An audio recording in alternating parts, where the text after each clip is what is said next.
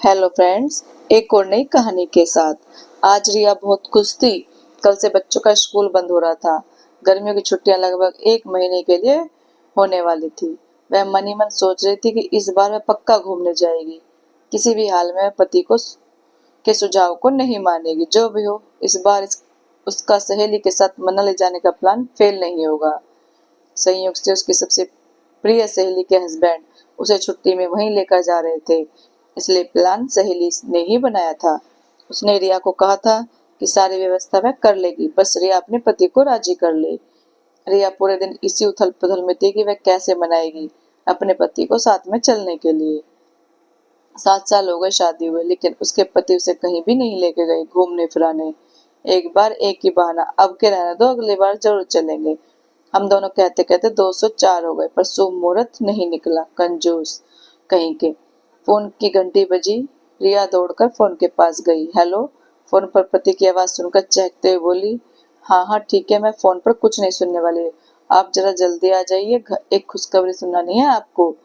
पहले मेरी बात तो सुनो, मुझे एक जरूरी काम से हेड ऑफिस जाना है। मैं थोड़ा लेट हो जाऊंगा, तुम बच्चों के साथ खाना खा लेना। रिया कुछ बोलती उससे पहले ही फोन कट गया। वह एकदम से झल्ला गई। पैर पटकते हुए किचन में चली गई।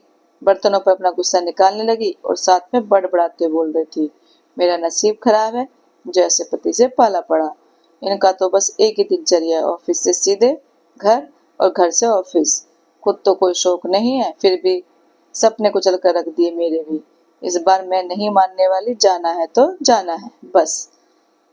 शाम को वह अपने बच्चों को पढ़ाने के लिए बैठ गई। तभी सहेली का फोन आया। वह पूछ रही थी कि क्या प्लान बनाया है जाने को लेकर। रिया के अंदर दिन भर जो गुब्बार भरा पड़ा था वह फूट पड़ा। वह बोली, तुम्हारे जैसा ना नसीब है मेरा, ना ही तुम्हारे जैसा पति मिला मुझे। तुम जाओ, मेरे लिए अपनी छुट्टियां बर्बाद मत करो। अभी वह कुछ और बातचीत करती, इतने में किसी ने दरवाजा खटखटाया। अनमन अनमने से उठकर उसने दरवाजा खोला। सामने मुस्कुराते हुए पति महोदय ने कहा, तुम्हारे और बच्चों के लिए एक सरप्राइज है, जल्दी से एक कप चाय पिला दो, फिर बताता हूँ। रिया मन ही मन खुश होने लगी। लगता है जो मैं सोच रही थी वो ये भी शायद वही सोच रहे हैं। इस बार पक्का हम कहीं ना कहीं जाएंगे। उठकर किचन में गई और पति के लिए चाय बना कर ले आई और फिर इंतजार करने लगी कि कब वह बताएंगे क्या है सरप्राइज। हाँ रिया, तुम कहती ना थी ना कि बच्चों के कपड़े ज्यादा हो गए हैं, उन्हें रखने में परेशानी होती है, सो मैंने एक बड़े साइज का स्टोरवेल ले लिया है। कल सुबह दुकानदार पहुंच जाएगा। अब बच्चों के कपड़े बिछावन पर नहीं रखने पड़ेंगे। सुनते ही रिया आप से बाहर हो गई। यही सरप्राइज था आपका, भाड़ में गया आपका स्टोरवेल, मुझे नहीं चाहिए। गुस्से से उठकर पैर पटकते हुए जाकर अपने कमरे में बंद हो गई। बच्चे भी सहम गए। बेचारे माँ का रूप देख रहे थे। उन्होंने बताया कि मम्मी की सहेली ने घूमने का प्लान बनाया है, मम्मी भी जाना चाहती है, आप हमें ले जाएंगे क्या। बेचारे पति को सब माजरा समझ में आ गया था। उसने बाहर से बहुत समझाने की कोशिश की, पर रिया ने कमरे का दरवाजा नहीं खोला। बच्चे भी बिना खाए पिए सो गए और वह भी बिना कपड़े बदले ही उनके बगल में सो गया। सुबह रिया की आंखें खुली तो सुबह के 9 बज रहे थे। वह कमरे से बाहर निकल कर आई, चारों तरफ नजर दौड़ाई। सन्नाटा पसरा हुआ था।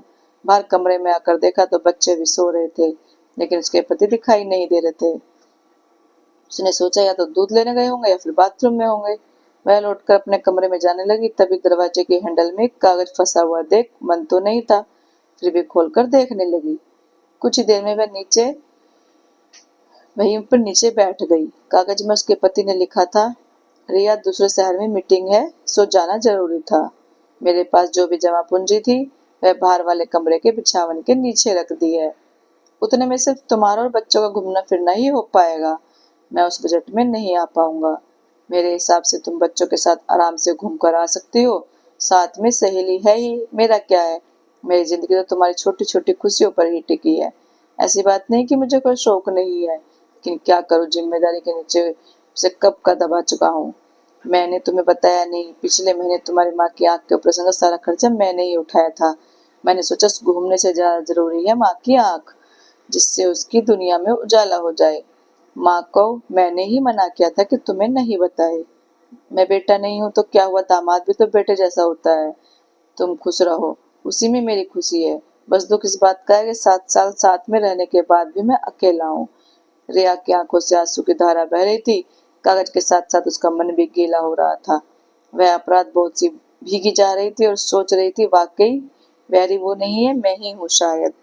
दोस्तों, आपको ये कहानी कैसी लगी? अच्छी लगी हो तो लाइक, कमेंट और शेयर करना, चैनल को सब्सक्राइब करना। Thank you.